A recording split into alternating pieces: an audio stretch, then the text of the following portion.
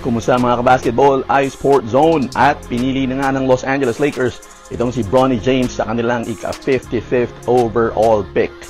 At balita, syempre magkakasama na yung mag-ama dito sa Los Angeles Lakers, pero isang malaking pero mga kabasketball. Ang tanong ay magpipirma ba ng extension itong kanyang ama na si LeBron James?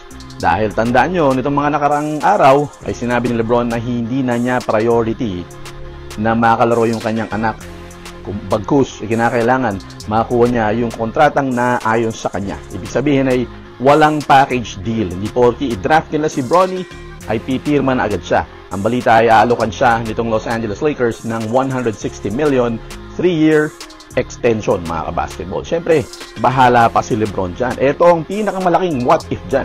Kung may makigulo na offeran itong si LeBron James ng mas mahaba o mas malaki pang kontrata, kakagat ba siya? Dahil nga, galing na sa kanya, walang package deal at hindi niya ipaprioritize na makalaro yung anak niya, kundi yung best para din sa kanyang sarili.